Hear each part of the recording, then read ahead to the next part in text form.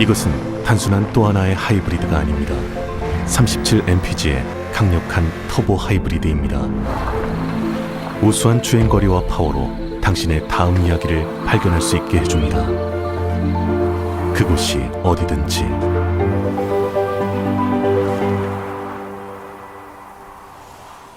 올류 소렌토 터보 하이브리드, 세계 최초의 스토리텔링 머신.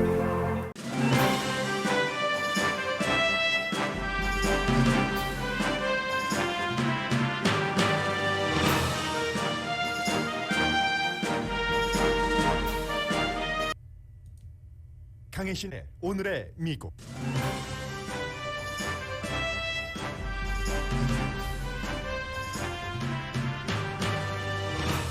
델타 바이러스는 곧 끝날 것이라는 병리학자 예측이 나왔습니다. 그러나 코로나 바이러스는 포레버 바이러스가 될 것이라는 예측도 함께했습니다.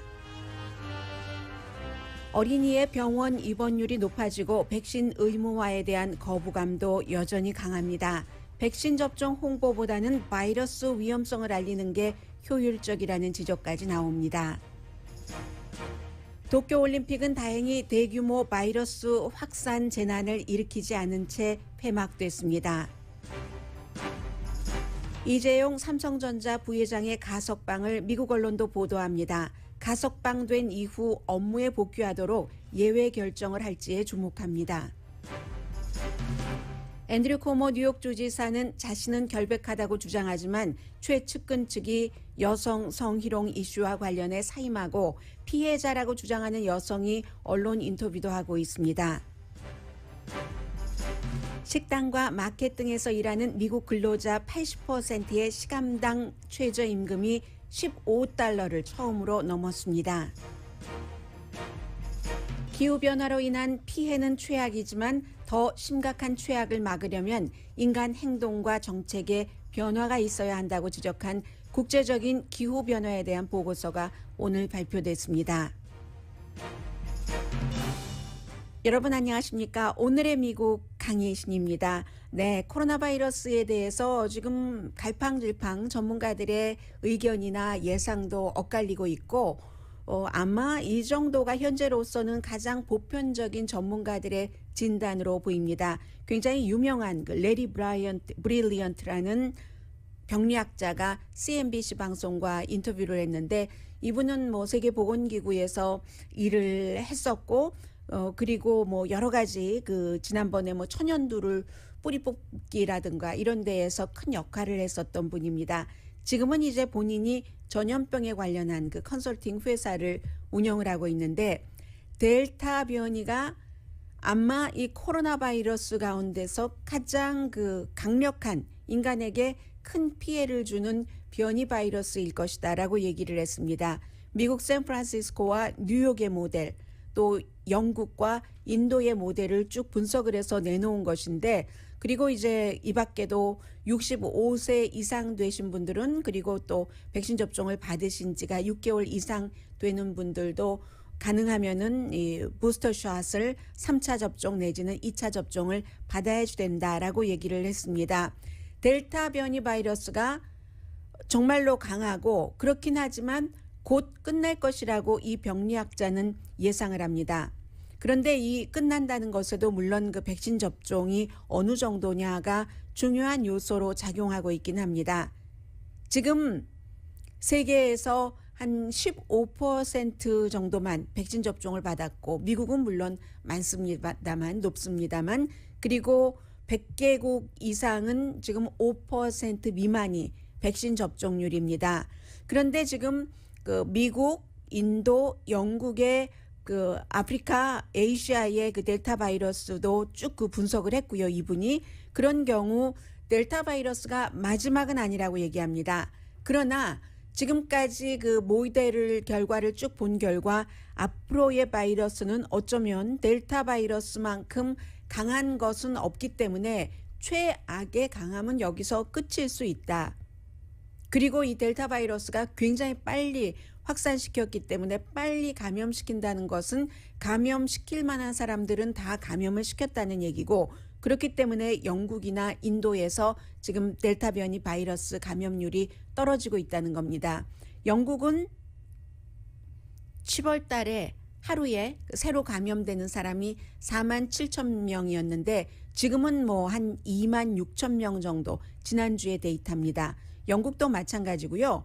샌프란시스코와 뉴욕도 마찬가지라고 얘기를 합니다. V자는 V자인데 V자를 거꾸로 놓는 것과 같은 게 델타 바이러스의 그래프이기 때문에 확 갑자기 올라갔다가 확 내려오고 영국과 인도는 이미 이 델타 변이 바이러스에 대해서는 그런 그 곡선을 맞고 있다는 겁니다. 그러나 델타 변이 바이러스가 워낙에 강하고 빨리 퍼져서 그렇지 앞서 말씀드린 것처럼 세계의 백신 접종률이 같이 평균적으로 이렇게 올라가지 않으면 코로나 바이러스를 끝내기는 힘들다고 봅니다. 그래서 이분은 forever 바이러스라고 표현을 합니다. forever 바이러스라고 하면 보통 감기요, 유행성 감기, 이런 인플루엔자 같은 것처럼 이 코로나 바이러스도 그렇게 함께 살아가야지 되긴 하지만 조금 아프면 나은 그런 정도, 지금 완전한 최악의 상황은 벗어난 것이다 라고 이 병리학자는 얘기를 하고 있습니다만, 이 병리학자의 말이 뭐 희망적이기도 합니다만은 또 겪어봐야지 아는 일이 되기 때문에요. 지금 뭐 미국은 아직 아닙니다만 캐나다에서는 미국과의 국경, 미국에서 백신 접종을 완전히 받은 사람이 또 캐나다로 입국하려고 하기 사흘 전까지 이 사흘 그 안에 네거티브 반응이 나오면 두 가지를 다 충족시켜야지 됩니다. 백신 접종도 받고 네거티브 반응도 나오고, 이게 이제 지금 세계에서 거의 모든 나라에서 하고 있는 것이죠. 여행객을 받아들일 때, 그럴 때 이제 미국을 받아들이겠다 해서 오늘부터 아마 바로 시행이 될 겁니다. 그러면 지난해 3월부터 미국 사람들을 받아들이지 않았다가 지금 받아들이게 되는데 모든 신청은 또 온라인으로 한다고 하네요. 미국은 적어도 8월 21일까지는 미국 북쪽의 국경을 열지 않습니다. 그러니까 캐나다에서 오는 사람도 적어도 8월 21일까지는 받지 않습니다. 앞서서 델타 변이 바이러스라는 굉장히 강력하고 많이 퍼뜨리는, 확산시키는 그런 바이러스는 지나갔다고는 하지만 지나갔다라기보다 지나가고 있는 것으로 읽고 있는 병리학자가 있습니다만 어린이들이 지금 문제입니다.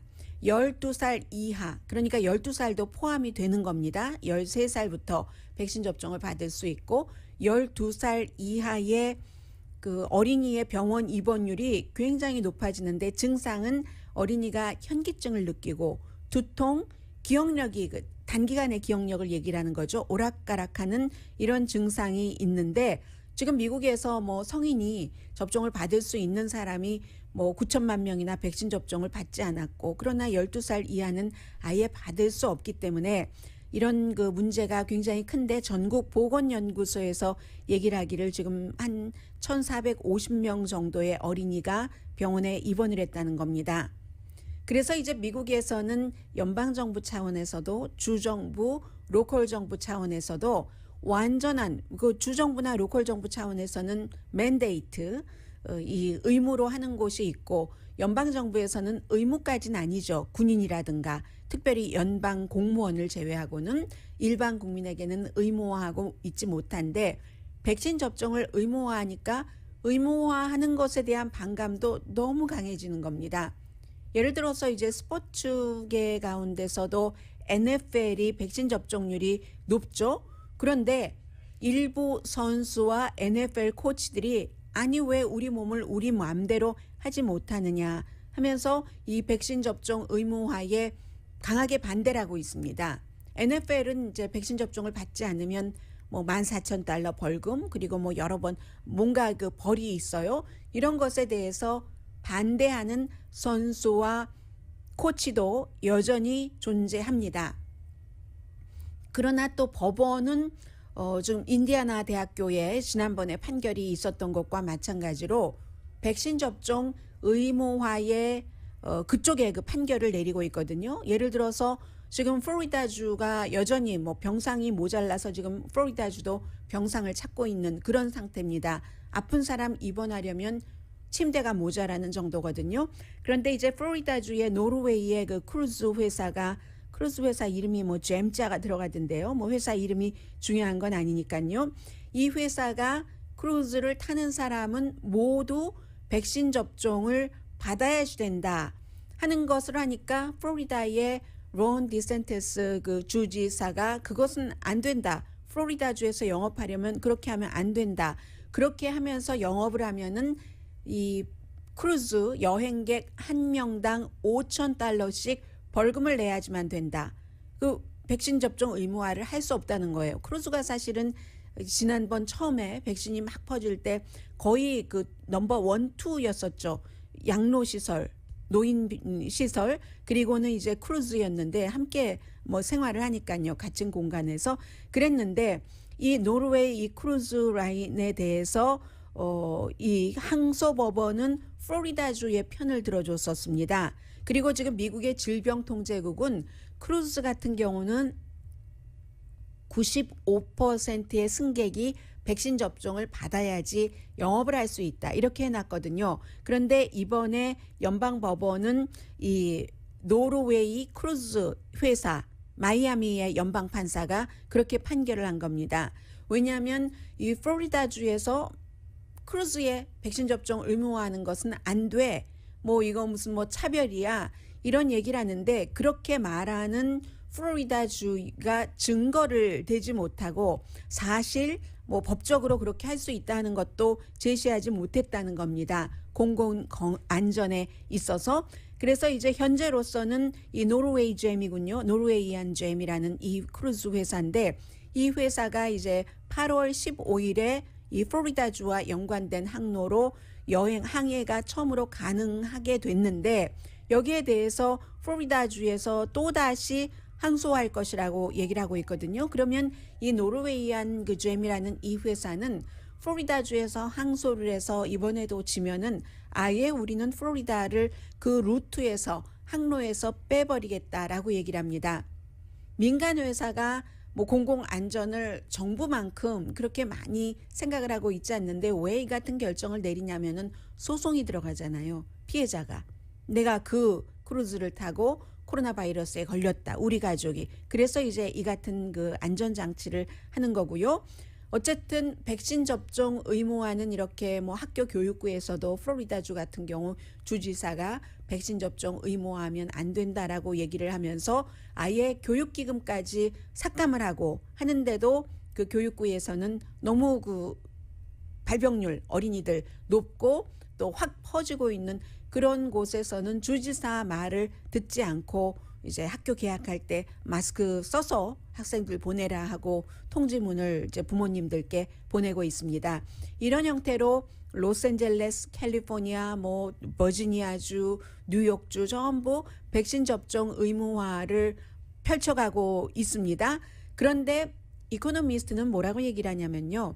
백신 접종을 의무화하는 것보다는 이 바이러스가 지금 그 아직까지 끝나지 않은 델타 바이러스가 얼마나 위험한가 그것을 알리는 게 더 효율적일지도 모른다. 그렇게 위험하다고 알리면 백신 접종을 받은 사람은 델타 바이러스에 걸릴 확률도 적고 걸려도 뭐 다른 사람들에게 그 전염시킬 확률도 낮고 본인이 아프거나 병원에 입원하거나 사망에 이르는 확률이 아주 백신 접종을 받지 않은 사람보다 낮기 때문에 그렇게 위험성을 알리는 게 낫다라고 얘기를 하고 있거든요. 앞서 말씀드린 여러 주정부와 카운티 정부, 미국뿐만이 아니라 프랑스, 이태리, 홍콩, 뭐 스페인도 그렇고요. 스페인도 호텔에 들어갈 때는 백신 접종을 받아야지 되고 뭐 루마니아 같은 나라도 쇼핑을 할 때는 백신 접종을 받아야지 되고 민간 회사들 얼마나 많아요. 미국의 대학들 너무 많고 뭐 월마트를 포함해서 구글, 페이스북, 트위터, 우버 또 너무너무 많죠. 은행권의 회사들, 디즈니, 뭐 타이슨 푸드 뭐 이런 회사들도 백신 접종 직원들에게 의무화했고 CNN은 의무화했는데도 백신 접종 받지 않고 출근한 그 직원들 3명을 해고했고요. 그럼에도 불구하고 이것도 속합니다. 미국의 군인은 200년 이상 정말 그 독립전쟁을 할 때부터 백신 접종 받는 것을 의무화하도록 돼 있었고 헬스케어 재단들도 그렇고 뭐 어린이들에 대해서는 미국 국가가 홍역 백신 접종 의무화했고 하잖아요. 그런데도 불구하고 여러 그 분야, 여러 지역에서 백신 접종에 아직도 이렇게 거부감을 느끼고 있는 사람들이 굉장히 많다 하면서 뭐 어떤 보상이나 벌을 주는 것보다는 위험성을 부각시키는 것이 낫다라고 얘기를 합니다. 예를 들면 오하이오주에서 뭐 100만 달러 로또를 맞을 수 있는 자격을 주고 백신 접종. 그래 봐야 오하이오주에서 별로 그 효율을 못 냈다는 그 얘기거든요. 그리고 무슨 뭐 루이지아나주나 플로리다주나 다 마찬가지로 뭐 별로 뭐 백신 접종에 대해서 지역에 따라서 뭔가를 좋게 해주려고 하거나 벌을 준다 하더라도 그렇지 않다는 겁니다. 사람들이 당해봐야지 안다는 거예요. 예를 들어서 뭐 조지 메이슨 대학교 교수도 대학교가 백신 접종을 의무화한다는 것을 강하게 비난을 하다가 뭐 인간에게는 자연 면역이 있다는 거예요. 이 교수는 뭐 자연 면역이 너무 강해서 그 코로나 바이러스, 델타 바이러스조차도 감히 근접하지 못하게 하는 그런 체질도 있겠죠. 그러나 대부분의 사람들은 그렇지 않고 본인은 그렇다 하더라도 바이러스가 감염되면 면역성이 약한 다른 사람에게 옮기니까요. 그런데 이렇게 얘기하던 교수가 본인이 코로나 바이러스에 걸리면 입장을 바꾼다 하는 그런 얘기입니다. 그리고 또 한 사람이 있습니다. 지난 주에는 그 공화당 의원이 뭐 바이러스 이 백신 접종에 대해서 강하게 반대하고 하다가 숨졌잖아요. 그런데 이번에도 또 그 딕 파렐이라는 라디오의 진행자이기도 하고 텔레비전에도 나오고 또 그 뉴스맥스 정말 탈이 많은 뉴스맥스의 대타 앵커도 하고 하거든요. 이 딕 파렐이 앤토니 파우치는 뭐 거짓말의 달인이다. 또 백신 접종을 하지 말아라. 이렇게 얘기를 하다가 본인이 코로나 바이러스에 걸렸습니다. 65세예요, 이분이. 그런데 굉장히 아팠습니다. 8월 4일에 할 수 없이 입원할 수밖에 없었거든요. 그런데 결국은 아파서 입원하고 그 과정에선 친구들에게 뭐 트윗 같은 거 보내고 메모 보내고 하면서 백신 접종 꼭 해라 해서 백신 접종 실제로 한 친구도 있고요. 본인은 결국 숨지고 말았습니다. 뉴욕 퀸즈에서 태어나서 플로리다주에서 이제 라디오 쇼 하다가 뉴스맥스의 그 대타 앵커까지 했는데 이 사람은 아주 샤킹한 말을 하는 호스트다. 이런 지적을 그 대타로 나와서 잠깐 할 때도 굉장히 많이 지적을 받았고 뭐 역시 뭐 대선에 대해서도 음모론, 사기론 얘기하면서 트럼프 전 대통령 지지하고 백신을 맞지 말아라 하더니 결국은 그 본인이 바이러스에 걸려서 숨졌거든요. 이런 스토리, 어떤 그 백신 접종이나 거리 두기, 마스크 쓰기에 반대하는 목회자 이런 분들이 숨졌다. 결국은 코로나 바이러스로. 이 같은 스토리가 백신 접종을 거부하는 사람들에게는 훨씬 그 효율적인 그 설득력이 있는 스토리라고 이코노미스트는 지적하고 있습니다.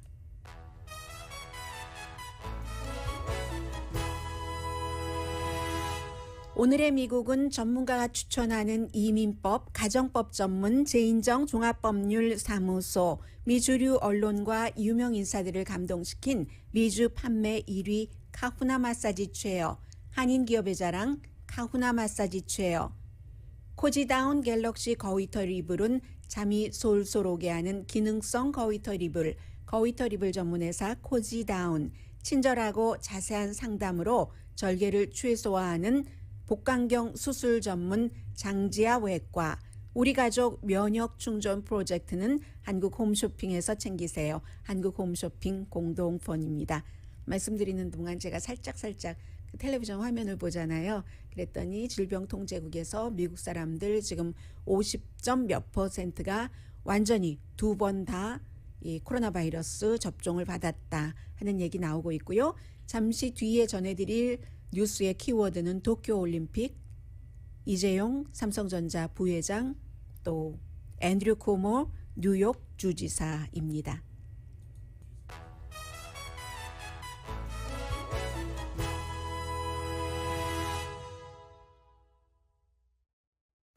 라디오 서울 방송 오늘의 미국 듣고 계십니다. 네, 도쿄올림픽 뭐 기록 이런 것은 여러분들 다 아실 테고요. 미국이 뭐 금메달이나 전체 메달이나 다 뒷심이 좀 있더군요.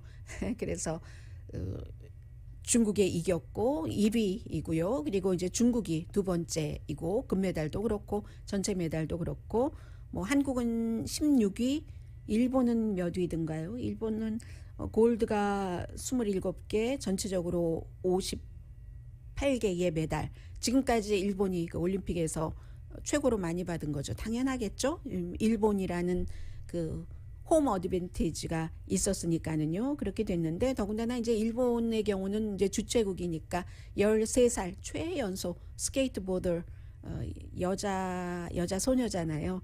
금메달 받았고 그리고 이제 바이러스 같은 경우는 하루에 도쿄를 중심으로 해서 많이 퍼졌었고 뭐 15,000명 이상이었었죠. 감염자가. 그랬는데도 불구하고 지금 전체적으로 정리를 해보자면 그렇습니다. 올림픽을 치른 나라들이 대체적으로 그 비용상으로는 돈은 특별한 경우를 제외하고는 마이너스가 많이 나죠. 대신에 이제 세계적으로 우리가 이런 것을 이렇게 했어 하면서 여러 가지를 보여주는데 이번에는 여러 가지를 그 보여주는 것은 많이 못했죠. 관객들도 없었고 사람들이 좀 차단돼서 다니지도 못했고 했기 때문에 수가 그 요시히데 총리의 경우는 뭐 올림픽 위원회가 명예 그 금메달 줄 때 지지율 발표 나오는 것 보니까 또 최악으로 35% 아래로 떨어졌고요. 개막식은 별로였어요. 왜냐하면 더군다나 텅텅 사람들이 비었는데 무엇을 거기서 그 연주를 했건 밖에서 그때는 또 한창이었잖아요. 지금도 한창이지만 이때 무슨 올림픽을 여느냐 하고 그 시위대에 시위하는 소리가 안에까지 경기장까지 전부 들렸었던 것이 있고 그리고 같은 그 길에서 또 올림픽 팬들은 뭐 여러 가지 그 좋아하는 환영하는 것 같은 그런 모습이 같이 있었고요. 경기 중에는 저는 이제 주로 이 코로나 바이러스를 중심으로 말씀을 드리겠는데 200개 국가 가운데서 5만 명 이상이 왔죠. 선수, 스텝, 뭐 코치 다 합쳐서 그랬는데 여기서 코로나 바이러스의 양성 반응은 전체적으로는 436명이거든요. 436명이라는 것은 뭐 그 스텝들, 뭐 자원봉사자들이 또 굉장히 많죠. 그런 사람들을 다 포함해서입니다. 일본인을 포함을 해서 선수들은 불과 몇십 명밖에 안 됐거든요. 그것도 이제 어느 나라였죠? 수영, 아티스틱 수영이니까 그리스겠죠. 이 그리스의 아티스틱 그 수영팀이 단체로 걸려서 그게 숫자가 굉장히 많아졌고 일반 선수는 별로 없었어. 한 29명이 경기에 참여하지 못했었고요. 해서 436명이 양성 반응이 나왔지만 그 뭐 굉장히 많은 사람들 가운데서 뭐 테스트 자체는 50만 명, 60만 명 했잖아요. 그런데 거의 또 그 사람들이 로컬 사람들, 일본 사람들이었고요. 해서 재난 없이 코로나 바이러스에 대해서는 끝났다. 물론 이 코로나 바이러스라는 것은 델타 변이를 포함을 해서 이제 폐막식을 했으니까 자신들의 나라로 돌아가고 하면은 또 바이러스에 걸린 반응이 나오는 사람들도 있을 겁니다. 그러나 어쨌든 그 경기 도중에 그 2주일 동안은 그 점에 있어서는 그 재난 없이 있었다. 그리고 또 굉장히 그 확진자가 늘어나고 있지만 일본이 뭐 굉장히 많이 늘어나고 있는 국가잖아요. 그런데도 나이가 또 노인 인구가 굉장히 많은데도 사망률은 그에 비해서 또 낮은 국가에 속합니다. 그것은 일본이 백신 접종률이 그렇게 크게 높지는 않지만 나이 드신 분들 백신 접종률이 빨리 굉장히 높게 일단 마무리가 됐기 때문에 그런 것이고요. 어쨌든 이러한 것에 대해서 그 세계의 언론은 어떻게 평가를 하냐면 코로나 바이러스에 대해서 꼭 국가가 잘해서 그런 것은 아니다. 일반 대중들이 그 국가가 하려는 뭐 지금 비상사태 선포하고 밖에 나오지 못하고 뭐 이렇게 하도록 한 것을 굉장히 잘 지켜줬다는 거예요. 일본 사람들이 일반인들의 도움을 받아서 뭐 연방정부가 완전히 락다운을 시킬 수는 없었으니까 대중의 도움을 받아서 그러한 일들이 일어났었다. 그 다니는 사람들이 풋 트래픽이 미국 말로 하자면 굉장히 적었다고 하잖아요. 올림픽 기간 중에 협조를 잘해서 그렇다. 뭐 이런 정도 다행이라는 얘기. 그 정말로 그렇게 많은 사람들이 모여 있었는데 퍼지지 않았다는 게 다행이다 하는 얘기고요. 그리고 이제 뭐 이 내용은 한국 뉴스를 들으시는 분들께서 훨씬 자세히 파악하고 계실 테고 저는 이제 미국에서 포커스 두는 부분만 헤드라인 정도 전해드리겠습니다. 삼성을 이끄는 사람은 세계 탑 뉴스입니다. 삼성의 경제력이 그만큼 대단하기 때문입니다.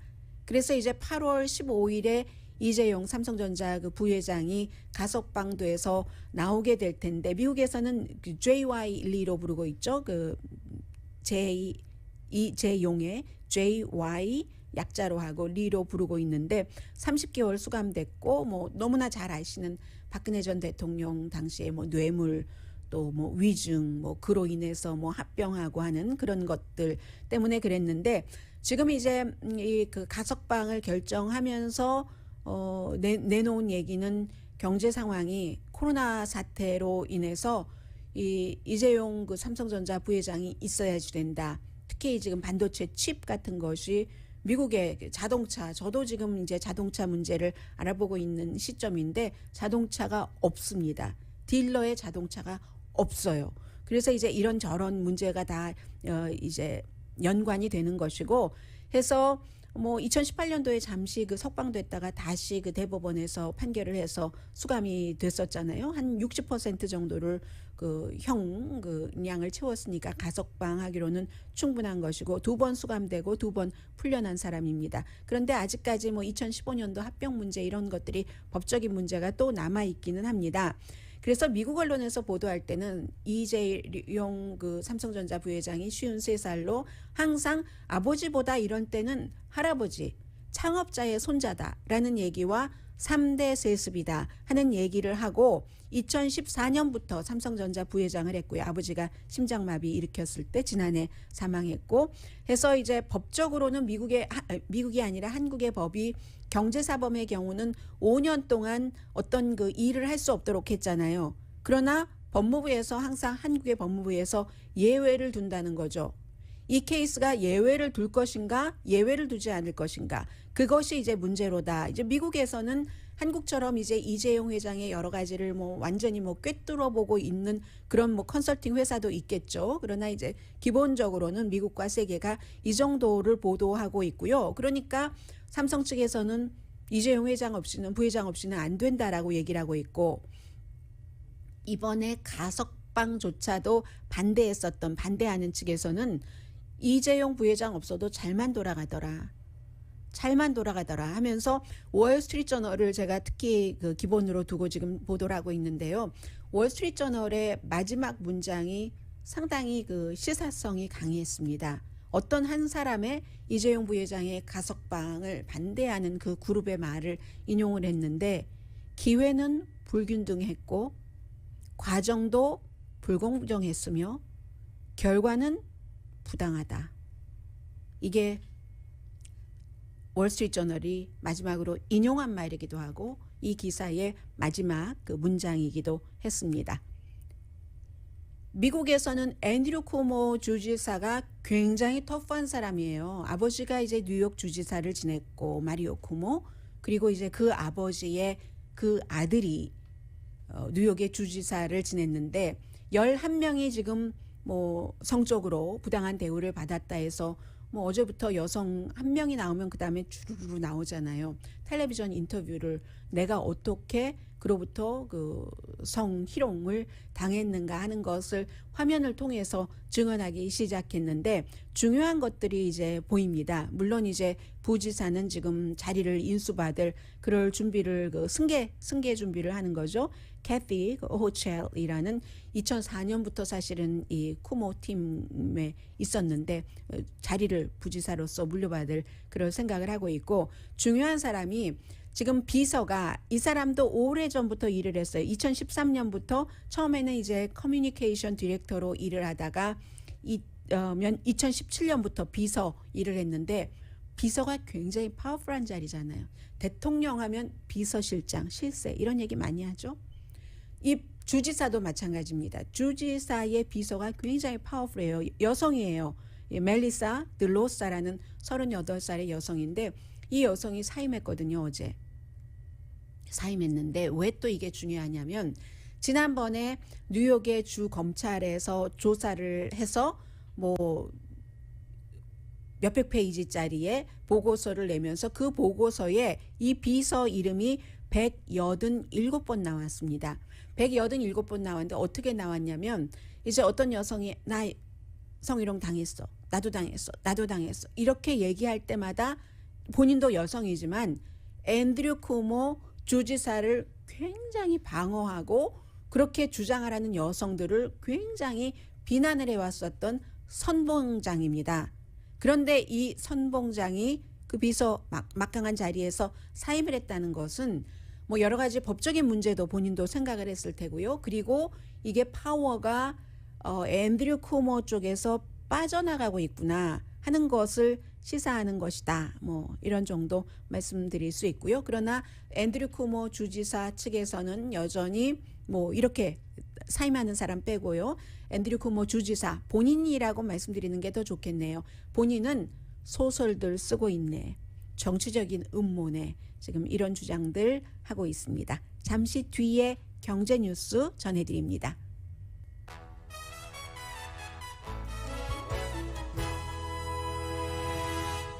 아참 뒤늦은 사과 말씀드립니다. 오늘의 미국 처음 시작할 때 제가 컴퓨터 단추를 2번 눌러서 시작하는 음악이 굉장히 지저분했었죠. 그때는 헤드라인 하느라고 잊었어요. 죄송합니다. 실수 줄이도록 노력하겠습니다. 주말에 또 그 트럼프 전 대통령이 많은 공화당 상원 의원들에게 경고를 보냈는데 왜 그랬냐면은 주말 사이에 이제 그 기간 산업안 바이든이 딱 내놓고 공화당과 민주당 연방 상원 의원들이 협상을 한 그 안에 대한 이제 우리 그 토론은 그만하자, 끝내자. 그리고 이제 투표하겠다는 얘기예요. 그 투표를 토론을 끝내기로 하는 투표가 찬성 68대 반대 29. 그러면 예전에 무슨 뭐 바이든 대통령이나 민주당이 하려고 하는 여러 안을 필리버스터라고 해서 막 막고 이랬던 것이 이번에 안 된 거잖아요. 68대 29면은 민주당 의원은 그 50명밖에 안 되는데 민주당 의원이 전부 참여를 했어도 지금 3명 정도가 빠졌는데 무슨 일이 있었겠죠? 참여를 했어도 공화당이 18명이 함께 했다는 그런 얘기가 되잖아요. 그러면 이제 오늘 내일 사이에 이 안은 상원에서는 통과가 될 겁니다. 물론 하원에서는 지금 알 수가 없고요. 그러자 트럼프 전 대통령이 요즘은 트위터도 못하고 페이스북, 뭐 유튜브 다 못하니까 항상 무슨 미국의 그 자신이 대통령이었다는 종이에다가 성명을 발표를 하죠. 누구라도 이 법안에 찬성하는 어리석은 사람을 그가 선거에 나갈 때 나는 지지하기가 힘들겠다라고 얘기를 하니까 알아서 하라 뭐 이런 얘기예요. 그리고 본인도 기간 산업안 같은 것을 내놨을 때 두서없다 뭐 이런 이유로 지금 이번 안에는 찬성을 하고 있는 미치 맥코넬 공화당 상원 원내대표가 그 당시엔 반대를 했었잖아요. 그럼 미치 맥코넬 상원 원내대표 아직 선거 치르려면 한참 남아 있습니다. 왜냐하면 트럼프 전 대통령과 같이 선거를 치렀기 때문에요. 뭐 이렇게 아직도 막후에서 영향력을 행사하려고 하고 있고 실제로 지금까지는 영향력이 행사되고 있습니다. 이 뉴스는 그 워싱턴 포스트가 보도를 해서 거의 모든 매체가 전부 워싱턴 포스트를 인용을 해서 전하고 있는데 이렇게 저렇게 따져보면 미국 근로자의 80% 근로자라고 말할 때는 이제 보통 최저임금을 받고 아니면 임금의 평균 받는 임금 액수가 가장 적은 그룹들을 많이 얘기를 하죠. 물론 뭐 아주 그 블루칼라 중에서도 자동차에서 일하는데도 공장에서 굉장히 많은 돈을 받고 일하는 사람도 있기는 있지만 일반적으로 그렇다는 겁니다. 80%의 미국 근로자가 처음으로 시간당 임금이 15달러, 적어도 15달러는 된다는 거예요. 15달러 이상이 된다는 겁니다. 식당, 슈퍼마켓 그렇고요. 2014년보다 60%나 올랐습니까? 지역에 따라서는 그럴 수 있겠죠. 그러니까 가장 적게 벌던 그룹이 팬데믹 시대를 거치면서 그 폭은요. 돈의 액수가 가장 높다는 건 아니지만 임금의 인상폭은 가장 컸다는 거죠. 6월 달에 식당에서 일하시는 분들 평균 15달러 4센트.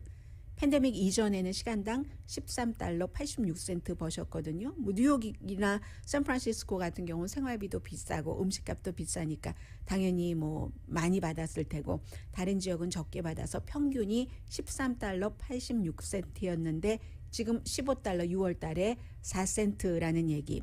슈퍼마켓도 팬데믹 이전보다 7%가 올라서 역시 15달러 조금 넘고요. 그 밖에 이제 정육점에서 일하시는 분들, 시푸드 업계, 또 마켓에 무슨 또 그 오피스 그 서플라이어, 리커 스토어, 파킹랏에서 주차를 책임져 주시는 분들, 데이케어 서비스, 뭐 나이 드셨거나 장애인을 케어하시는 이런 분들, 모든 분들의 그 최저임금이 올라갔다는 겁니다. 그러면 이 경우에는 인플레이션이 있기 때문에 물가가 올라갔죠. 물가가 많이 올라갔어도 뭐 2014년보다 뭐 어떤 지역에선 식당의 경우 60%가 올랐다고 하니까 뭐 돈을 많이 버는 그룹이 아니기 때문에 크게 뭐 축하한다 이렇게 말할 수는 없지만 작은 퍼레이드 정도는 할 수 있는 정도의 오름폭이다 하는 게 지금 전체적인 해석이고요. 그리고 이제는 파킹랏도 하이텍의 시험장이 됐습니다. 해서 파킹하면은 대도시 운전자들에게는 너무 파킹 힘들어서 거기서 만나지 말자 뭐 이런 얘기 하잖아요. 그리고 너무 비싸서 뭐 그 빌딩은 가지를 못하겠어 이런 얘기들을 하시는데, 디트로이트 스마트 파킹 랩이라고 해서 파킹랏인데 파킹 실험실이라고 이름을 붙였죠. 랩이라고 붙였습니다. 여기서는 이제 자동차가 스스로 주차하고 하면은 그 효율성으로 인해서 오염도도 줄어들고 뭐 한다는 얘기거든요. 그래서 지금 그 시험적으로 해보고 있다는 겁니다. 9월 달에 그 오픈을 할 텐데 해보고 있는 게 아니라 해볼 예정이군요. 아주 스마트한 그 동선 자체도 사람이 뭐 습관적으로 이렇게 해서 오른쪽으로 쭉 이게 아니라 아주 기계화돼서 스마트하게 동선을 딱 그 정해서, 그러면은 가솔린도 덜 나가고 하잖아요. 오염이 덜 되겠죠. 그렇게 해서 이게 이제 그 또 전기 자동차 차징 스테이션도 아주 적합하게 만들어 놓고 해서 한다는 겁니다. 그런데 누가 하느냐면 포드 자동차뿐만이 아니라 디트로이트에서 가장 큰 부동산 회사도 당연하네요. 연관이 있으니까 베드락이라는 부동산 회사 등등이 서로 협업을 하는 거죠. 주 정부에서도 지원을 하고, 이렇게 되는 경우 이제 사람의 일자리는 없어지겠지만 어쨌든 뭐 그렇다는 거고, 렌탈카 그 자이언트죠. 엔터프라이즈가 제일 먼저 사인을 했고요. 아무튼 이렇게 테크놀로지가 주차장에도 많이 들어가고 있고, 또 연료 주입이라든가 클리닝이라든가 이런 것까지 다 합쳐서요. 아무튼 자동차가 스스로 자동으로 다 한다는 얘기입니다. 스스로 주차하고 또 전기자동차 차징하고 또 카워싱까지 다 하고 한다는 얘기고요. 굿뉴스인지 배드뉴스인지, 누구에겐가 굿뉴스, 누구에겐가 배드뉴스, 지구에는 굿뉴스. 또 85%의 승무원이 올해 6개월 동안 승무원이, 그러니까 비행기 승무원이요, 비행기 탄 손님들과 어떠한 어떠한 그 딜을 스트러글링을 했었어야지 되고, 이 가운데서 58%는 5번 이상 그랬다는 겁니다.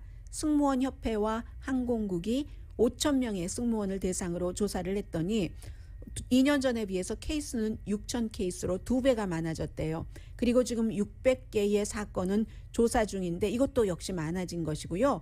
에어라인에서 며칠 전에 7월 31일에 여러분들께 전해드리지 못했는데, 뭐 어떤 손님이 24살인가요? 22살인가? 22살이네요.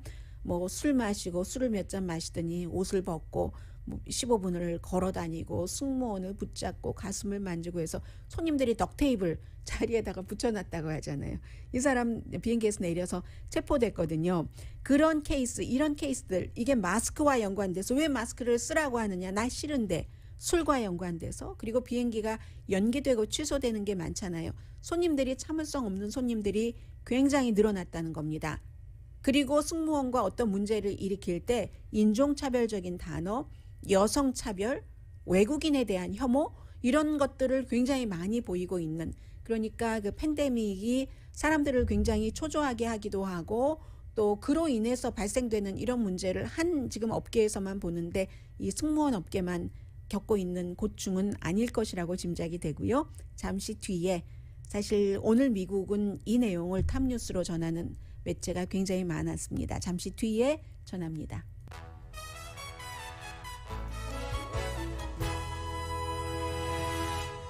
라디오 서울 방송 오늘의 미국 듣고 계십니다. UN 리포트라고 말씀드리면 될 것 같아요. 세계 미국이 주도하긴 했지만 세계 많은 나라가 참여를 해서 기후 변화에 대해서 234페이지짜리 보고서를 내놨는데 한마디로 지금까지 피해가 아주 심했고 그 피해를 되돌릴 수는 없다. 그러나 코스를 바꿀 수는 있다.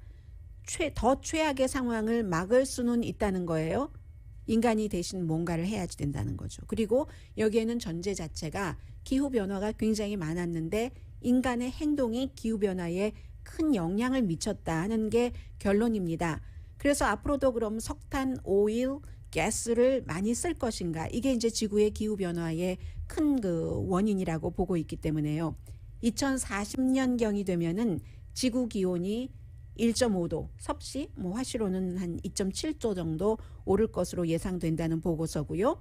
그리고 나서도 또 계속 온난화 이런 것들이 오고 5년에 한 번 정도는 10억 명 정도는 아주 뜨거운 열기, 히트의 위협을 겪으면서 살아야 된다는 겁니다. 7월 달에 캘리포니아주를 포함한 북서부 지역에서는 충분히 경험했고요. 그로 인한 지금 산불도 캘리포니아주의 역사상 두 번째 큰 산불로 기록이 되고 있고 마이애미 같은 곳은 그 해수면이 점점 높아지기 때문에 지난번에 아파트먼트 콘도 붕괴 사건 같은 것도 있었고요. 이 보고서는 미래를 예측하지는 않았습니다. 그러나 지금까지는 이제 세계 리더들이 파워풀한 그 국가와 그 파워풀한 기업이 테크놀로지는 가능한데 움직이지를 않은 거죠. 왜냐하면 과학자들이 아무리 주장을 해도 정치인들이 답을 해오지 않았습니다. 그런 업계에서 그런 일을 해서 돈을 많이 벌고 있기 때문에 그렇기 때문에 이번 보고서는 문제는 이제 그 시민이 이 위협을 보기 시작하기 때문에 직접 겪고 있잖아요. 피해를 보고 있어서 시민이 정치인들에게 어떠한 행동을 하라는 압력까지 줄 수 있는가? 그게 이제 이 보고서가 생각하고 있는 점이기도 하고요. 오늘의 미국은 전문가가 추천하는 이민법, 가정법 전문 재인정 종합법률사무소, 미 주류 언론과 유명 인사들을 감동시킨 미주 판매 1위 카후나 마사지 체어, 한인 기업의 자랑 카후나 마사지 체어, 코지다운 갤럭시 거위털 이불은 잠이 솔솔 오게 하는 기능성 거위털 이불, 거위털 이불 전문회사 코지다운, 친절하고 자세한 상담으로 절개를 최소화하는 복강경 수술 전문 장지아 외과, 우리 가족 면역 충전 프로젝트는 한국 홈쇼핑에서 챙기세요. 한국 홈쇼핑 공동펀이었습니다. 10시에 좋은 아침, 좋은 하루 방송됩니다. 오바마 전 대통령이 주말에 500명으로 했던 걸 200명으로 줄이고 텐트에서 야외에서 이 생일 파티하고 약간 그 스텝도 밟고 하는 사진이 나왔는데 문제도 많이 논란도 되고 있고요. 강혜신이었습니다.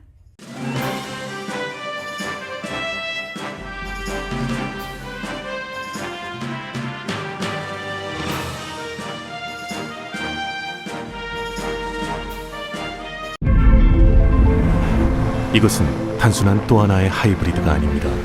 37mpg의 강력한 터보 하이브리드입니다.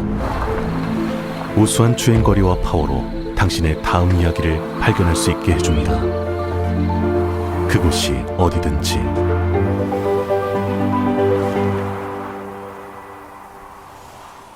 올류 소렌토 터보 하이브리드, 세계 최초의 스토리텔링 머신.